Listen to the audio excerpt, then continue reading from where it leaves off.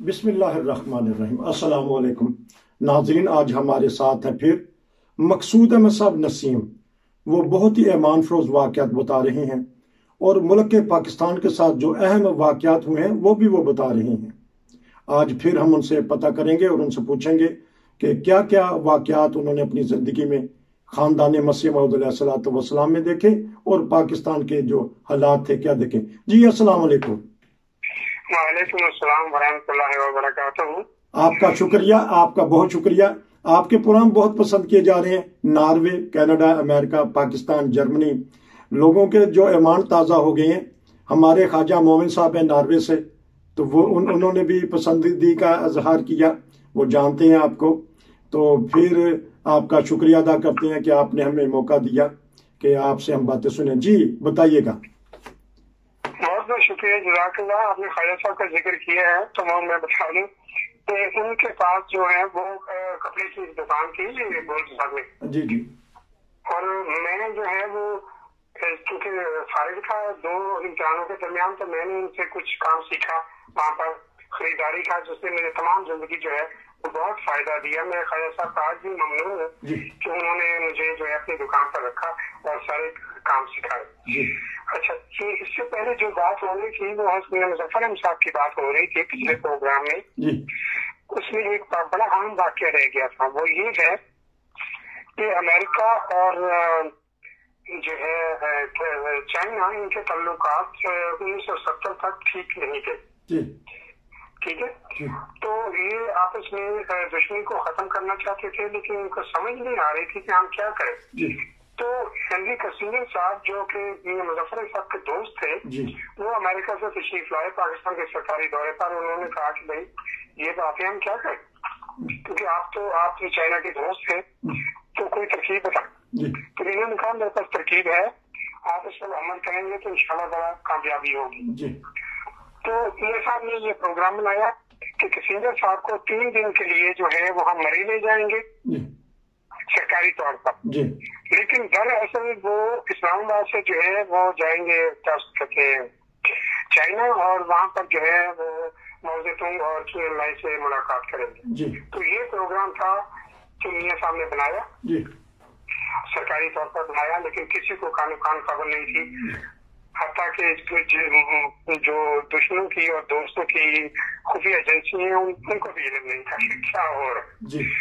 تو سرکاری طور پر وہ کار جو ہے اس میں جو ہے وہ آدمی بٹھا کر وہ مری بھیج دیے گئے، اور میاں صاحب نے ان کو جو ہے وہ چائنا بھیج دیا۔ وہاں جا کر ان کی جو ہے کسینگر صاحب کی ملاقات ہوئی، اور انہوں نے کہا کہ یہ اب معاملہ جو ہے بہت لمبا ہو چکا ہے، تو ہمیں اب جو ہے صلح کی طرف واپس آنا چاہیے۔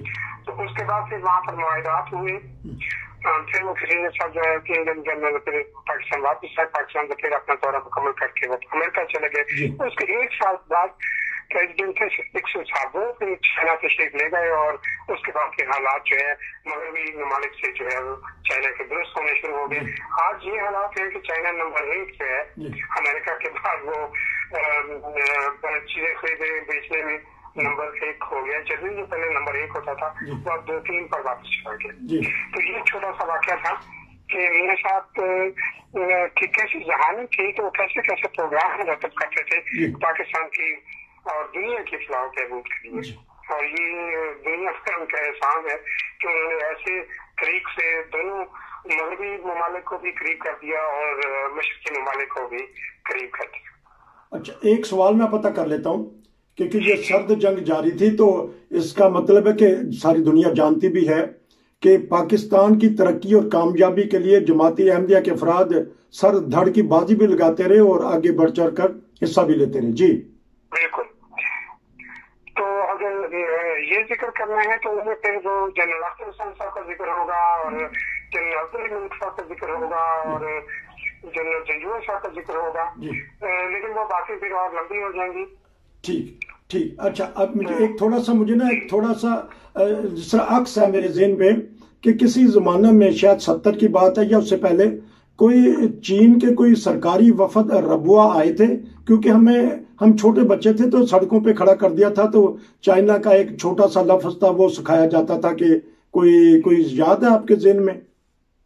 ये तो मुझे इल्म नहीं कि और चाइना के वक्त के लिए किसी को सड़कों पर खड़ा किया गया था, लेकिन इतना मुझे याद है, साला याद नहीं रहा कि चाइना के एम्बेसडर जो है हज़रत मसीह साले से मिलने के लिए आए थे जी, और फिर मुलाकात के बाद वो वापस चले गए थे। और उसके बाद हुजूर ने जो है अपने खुतबा में चाइना का जिक्र किया और फिर जो है अपने मज़ाक के तहत जो है जब हमने कलीम इस्लाम कॉलेज के से दरिया की जाने गए दारुल नसर में, फिर जो उसका अपना प्रेस का जो हुआ खुदाई वगैरह वहां पर, तो वो इसी तरीक पर हुई थी चाइना की वो देखकर। ठीक, अपने मज़ाक के तहत ठीक हो गया। ये कि प्रेस की जो रकीम प्रेस है या प्रेस है वो खुदाई उसकी हमें याद है, वकार अमल भी याद है, वहाँ जाके करते थे। हाँ जी, हाँ जी, जबरदस्त। ये आप वो पुरानी याद, असल में हम आपसे ले रहे हैं पुरानी यादें जो मुझे भी याद आ जाती है, वो बता देते हैं कि किस तरह वहाँ तंजीम थी अतफालुल अहमदिया की, खुदामुल अहमदिया की, कि वो खड़े कर देते थे। अब आपका हम पता करते हैं कि बचपन के बारे में, स्कूल का तो आपने बता दिया था कि नाम चेंज वगैरह हुआ, अब और मजीद बताइएगा जी। हाँ जी, वो स्कूल की आपने बात की है तो मुझे याद है कि जब मैं स्कूल में दाखिल हुआ तो उसके बाद जब मैं तीसरी जमात में था जी, तो वहाँ पर जो हमारी जमात के क्लास के वो थे अपने मनीटर साहब, वो एक नवीद मसाज थे। उन्हीं दिनों गोल बाजार में गवर्नमेंट हाई प्राइमरी स्कूल खुला था, तो वो यहाँ से माइग्रेशन करके कलीम इस्लाम प्राइमरी स्कूल से गोल बाजार में चले गए। अच्छा, उनके बाद जो है वो जमात क्लास में एक मुकाबला हुआ कि जो अच्छे नंबर लेगा उसको हम मॉनिटर बनाएंगे। तो खुदा की फजल से मैंने सबसे ज्यादा नंबर लिए और मुझे फिर मॉनिटर बना दिया गया और मैं फिर 10वीं तक मॉनिटर रहा। और हैरत की बात ये है कि 10वीं के बाद जो है वो कॉलेज में भी कोई न कोई जो है वो जैसे मॉनिटर होता है इस तरह के जो काम में करता रहा। बल्कि जब मैं कॉलेज में गया तो उसके बाद फिर 1973-74 में वहाँ पर हिस्ट्री सोसाइटी का मुझे सदर भी चुन लिया गया जी। तो फिर जब मैं 74 के बाद यहाँ जर्मनी आ गया जी। तो यहाँ पर भी जब मैंने आके कॉलेज ज्वाइन किया उसके बाद फिर यूनिवर्सिटी ज्वाइन की जी। तो क्योंकि यूनिवर्सिटी डायरेक्ट ज्वाइन की थी जी। तो उसमें भी मुझे जो है स्टूडेंट्स का जो है वो मॉनिटर बना दिया गया जी। और ये सब चीजें तहरीरी तौर पर मौजूद है और इनको मैं फेसबुक पर अपलोड कर चुका हूँ। जिसको जरूरत हो वो वहाँ से देख सकता है कि ये मैं अपने मुंह से बातें नहीं कर रहा हूँ, बल्कि ये अखबारों और रसायन में यहाँ जर्मनी में छपी हुई चीज है। ठीक, तो ये एक अजीब फाक है, मैं कह नहीं सकता कि क्यों लिखे है। अच्छा, ये एक बताइएगा कि जब आप स्कूल से वापस आते थे, क्योंकि आपने कहा कि वालदा साहबा अक्सर ही वहाँ रहती थी मिर्जा बशीर अहमद साहब के घर बेगम साहबा के पास, और आप सीधा घर आते थे बस्ता उठा के या उधर चले जाते थे सीधा कोठी में? मैं समझा नहीं आपका सवाल। तो जब स्कूल से वापस आते थे कि बच्चा जब होता है, जब वो स्कूल गया है उसने वापस आना है, तो आपकी वालदा घर में होती थी या वो उसमें होती थी? मैं जो घर से, मैं स्कूल से जब मैं स्कूल जाते ही यहाँ कोठी अलबुशरा से था, उससे पहले सदर के क्वार्टरों से कि जहाँ पर मेरे साहब का मकान था उस मकान से, यानी मुझे अपने घर, मेरा भी यही घर था, बशीर साहब का और कोई घर नहीं था। अच्छा। और इसलिए जब मैं कोठी अलबुशरा से सुबह नाश्ता करने के बाद स्कूल जाता था, वापस भी सीधा कोठी अलबुशरा आता था, कोई और घर हमारा नहीं था। ठीक ठीक ठीक है। ठीक।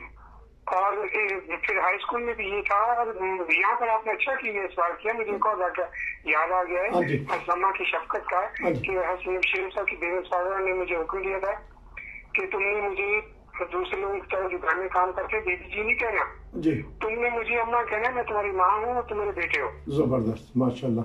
ठीक। तो वो अम्मा ने मुझे ये वादा किया था कि जब तुम 5वीं पास करके 6वीं में चले जाओगे, हाई स्कूल में जाओगे, तो वो यहाँ से बड़ी दूर है, 1.5 के फासले पर। तो यहाँ पर गर्मी बहुत होती है, तुम्हें गर्मी वैसे भी बहुत लगती है क्योंकि तुम वो मेरे साथ एयर कंडीशन कमरे में रहते हो, तो मैं तुम्हें साइकिल दे देंगी। अच्छा, जब मैं पास होकर चला गया वहाँ, तो चंद हफ्ते के बाद मुझे एहसास हुआ कि आपने कुछ वादा किया था, तो मैंने एक दिन खाना नहीं खाया दोपहर का। अच्छा, कोई छुट्टी का दिन था शायद, क्या था। जी तो खैर शाम को वो मैंने चाय भी नहीं पी। जी जब रात को वो अम्मा का खाना आया जी तो उन्होंने पूछा कि वो मुझे प्यार से सूती कहते हैं घर में, जैसे हसब के खानदान में, मुस्लिम के खानदान में मिजाज अहमद साहब को अजी मियाँ कहते हैं, मियाँ मुनव्वर मियाँ अपने ताहिर अहमद साहब को तारी मियाँ कहते हैं, तो इस तरह मियाँ रफीक अहमद साहब को फीकी मियाँ कहते हैं। मतलब ये एक मखसूस जो है वो अल्फाज है। जी जी जी। मेरे दोस्त में उमर अहमद साहब को तानी मियाँ कहते हैं, तो मुझे सूदी कहा करते थे, ठीक है। तो उन्होंने कहा कि सूदी ने खाना नहीं खाया, उन्होंने कहा नहीं खाया। तो वो अम्मा मेरी वालदा का सहारा लेकर चलकर मेरे कमरे में आई, हालांकि साथ का कमरा था, क्योंकि मेरा और अम्मा का कमरा मुतसिल है एक दूसरे से। तो जब हसनैन मुशीरम साहब ने कोठी अलबिशरा बनवाई थी, तो उसमें उन्होंने 3 बच्चों के कमरे बनवाए थे, एक मुजफ्फर अहमद साहब का, एक मुनीर अहमद साहब का, एक अपनी बेटी बीबी अमतुल साहिबा का, और एक अपने सबसे बड़े पोते मिर्जा नसीर अहमद साहब छेरी मियाँ साहब का, जो कि जीएनएम फैक्ट्री के मालिक मुनीर अहमद साहब के बेटे हैं। और एक मेरे लिए कमरा बनवाया था, और किसी के लिए कोई कमरा नहीं, ठीक है।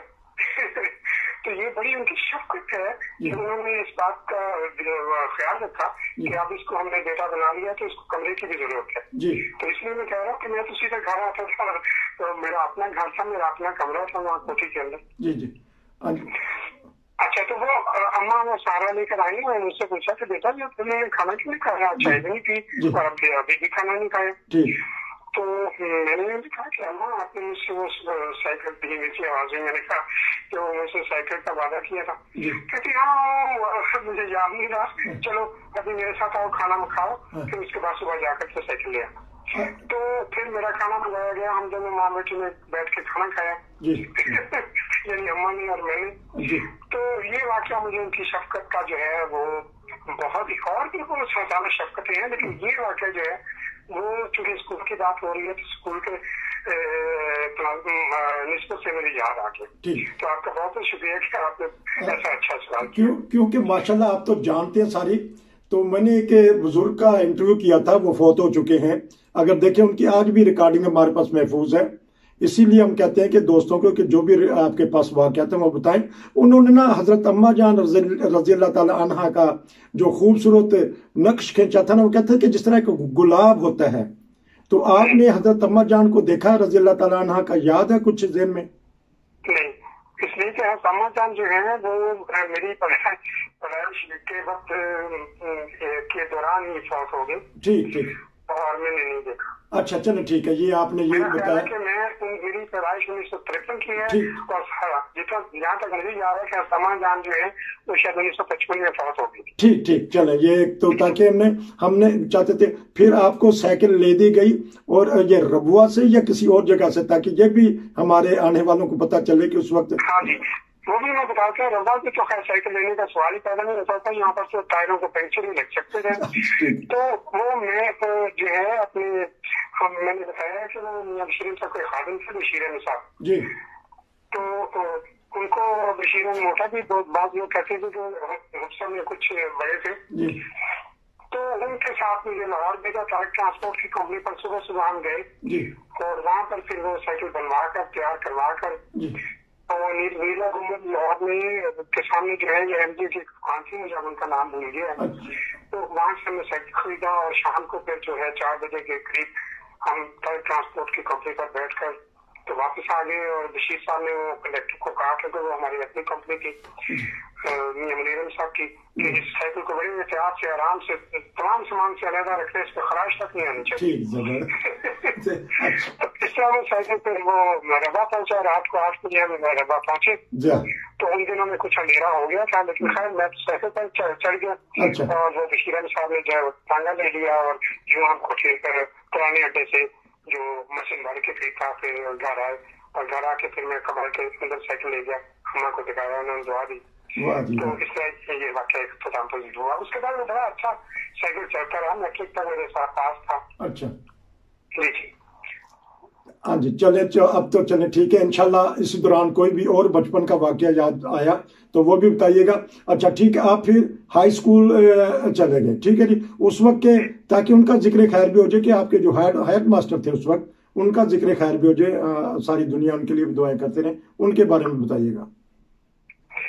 ہمارے ہیڈ ماسٹر تھے ان کا نام تھا جمنی صاحب. ٹھیک ہے بڑی انگلش ان کی اچھی تھی سب کچھ تھا. تو ان کا یہ واقعہ مجھے یاد ہے کہ چونکہ میری آواز اچھی تھی تو اس لیے صبح جب اسمبلی ہوتی تھی تو ان کے حکم پر میں اور ایک دو بچے یعنی میں جو ہے وہ ترانہ پڑھتا تھا پاکستان کا. پہلے جو جمنی صاحب سے پہلے ایک تلاوت ہوتی تھی تلاوت کے بعد جمنی صاحب کا خطاب ہوتا تھا پھر پاکستان کا ترانہ پڑھا جاتا تھا جو کہ میں پڑھتا تھا اور میرے پیچھے 2-3 اور رکھے ہوتے تھے جو کہ پھر کورس کی شکل میں اسی فکرے کو دہراتے تھے. یہ ایک بات بڑی عجیب ہے کہ وہ ان کی جو نظر انتخاب ہے مجھ پر. اسی طرح ہمارے ماسٹر نذیر احمد صاحب تھے جو کہ 5ویں جماعت سے میرے 5ویں بی کے انچارج تھے. وہ پھر 6ٹھی میں بھی آگے 6ٹھی بی کے بھی انچارج تھے. تو انہوں نے مجھے صبح تمام لڑکوں کے سامنے جو ہے جب وہ ورزش ہوتی تھی اس کو ہم پی ٹی کہتے تھے تو ورزش میں بھی میں سب لڑکوں کے سامنے جو ہے وہ میں ورزش کرتا تھا. میرے پیچھے سے جس طرح میں ہاتھ ہلاتا تھا یا کمر دائیں بائیں یا جو ہے اپنے سامنے نیچے رکوع کی حالت میں تو اس طرح وہ اسی طرح ورزش کیا کرتا تھا. یہ بھی مجھے یاد ہے. تو یہ تو واقعی بڑی خاص ہے. اور مانیٹر اس کے علاوہ تو میں ہائی اسکول تک مانیٹر رہا ہوں مجھے پہلے بتا چکا ہوں. تو یہ تمام باتیں ہیں کہ جو اسکول سے مجھے یاد ہے کہ وہ ہوتی تھی. تو اچھا ایک اور میں تھوڑی سی کیونکہ آپ کہیں گے کہ سوال پوچھ لیتا ہے کیونکہ ہم نے تو دلچسپی ہے سوال پوچھنے کہ بعض دفعہ خاندان کے لوگ بڑی پیاری پنجابی بولتے ہیں تو آپ نے اماں جان کو یا حضرت مرزا بشیر احمد صاحب رضی اللہ تعالیٰ عنہ کو یا کسی کے ساتھ پنجابی بولتے دیکھا ہے آپ نے؟ بالکل دیکھا ہے. اس لیے کہ حضرت مسیح موعود بھی اپنے گھر میں پنجابی بولتے تھے. جب اماں جان سے شادی ہوئی تو پھر اس کے بعد پھر اردو شروع ہو گئی. ٹھیک ہے. اور بقیہ جو ہے وہ اپنے جو خاندان حضرت مسیح موعود ہے وہ آپس میں وہ پنجابی میں بات کرتے تھے. ٹھیک ہے. ہاں بعد میں جو نئے بچے پیدا ہوئے ان کے ساتھ اردو میں بات ہوتی تھی لیکن جو پرانے بڑے بچے ہیں ان کے ساتھ پنجابی میں بات ہوتی تھی. اس کی ایک وجہ اور بھی ہے. ایک تو حضرت مسیح موعود سے یہ سلسلہ چلا آ رہا تھا. ٹھیک ہے. اس کے بعد یہ ہوا کہ جب حضرت بشیر احمد صاحب کی شادی ہوئی اپنے پشاور میں تو حضرت صاحب تو یہ جو ہے گھر میں ہندکو بولتے تھے. ہندکو ایک پنجابی کی جو ہے وہ شاخ ہے. اس میں 90% پنجابی الفاظ ہیں. 1-2 الفاظ جو ہے وہ شاید پشتو کے بھی ہوں گے یا لیکن زیادہ وہ ہندکو جو ہے وہ پنجابی کی ایک زبان ہے. پنجابی کے کئی لہجے ہیں ہندکو بھی تو گھر میں ہندکو بولی جاتی تھی لیکن ہم اسے پنجابی سمجھتے تھے اور پنجابی کہتے ہیں. بچوں کے ساتھ جو ہے وہ اردو بولی جاتی تھی چھوٹے بچوں کے ساتھ جو میرے ہم عمر تھے لیکن بڑے آپس میں پنجابی بولتے تھے اور وہ اسی میں خوشی محسوس کرتے تھے. اچھا ایک آخر پہ ہمارے پاس 2-3 منٹ ہے کہ میں بڑا اہم سوال کرنے لگا ہوں کہ خاندان مسیح موعود علیہ الصلوۃ والسلام سے ہمیں محبت اور عشق ہے اس کی وجہ آپ نے بتائی تھی وہ ذرا بتا دیجیے گا کہ چہرے کے مناسبت سے. وہ بڑی اہم بات ہے. آپ کو یاد لگے چہرہ جانا چاہتے ہیں میں بھول گیا تھا. وہ بات یہ ہے کہ میں اس عمر میں ہوں کہ آپ بزرگوں سے بھی اوپر ہو چکی عمر تو لیکن ہمارا یہ فرض ہے کہ ہم جماعت کو یہ بتا جائیں نصیحت کرنے کے تو حضرت خلیفۃ مسیح کر سکتے ہیں.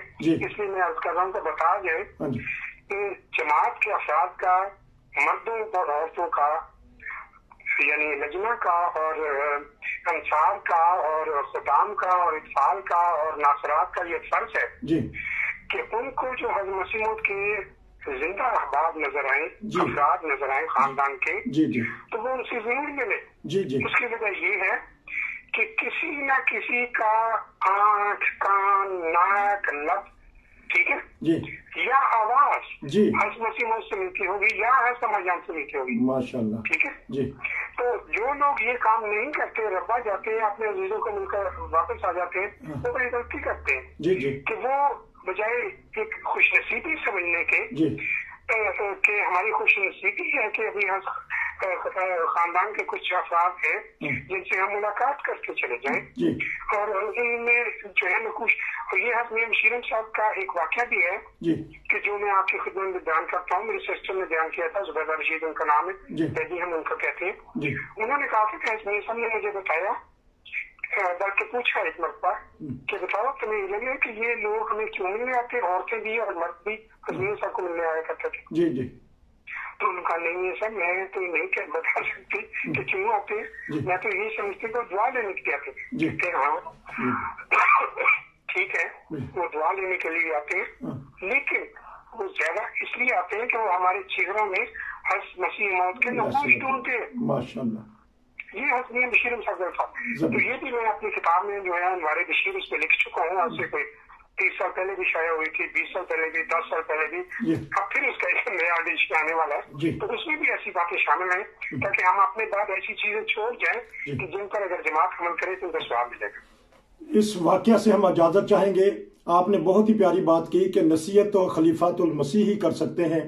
ہم تو اپنے آنے والوں کو یہی کہیں گے کہ جس طرح آپ نے بتایا کہ جس طرح ایک والد کہتا ہے یا بڑا بھائی کہتا ہے کہ خاندان مسیح موعود علیہ الصلوۃ والسلام کے افراد سے ملتے رہیں, آپ کو کہیں نہ کہیں اس میں جھلک آئے گی حضرت مسیح موعود علیہ الصلوۃ والسلام کی برکت, تشبیہ نظر آئے گی, حضرت اماں جان رضی اللہ تعالیٰ عنہا کی سیرت اور صورت نظر آئے گی. آپ کا بہت شکریہ, آپ نے آخر میں جو بتا دیا ہے یہی ہمارے لیے مشل راہ ہے. آپ سے پھر ملیں گے. آپ کا بہت شکریہ. السلام علیکم. انشاءاللہ تعالی. وعلیکم السلام.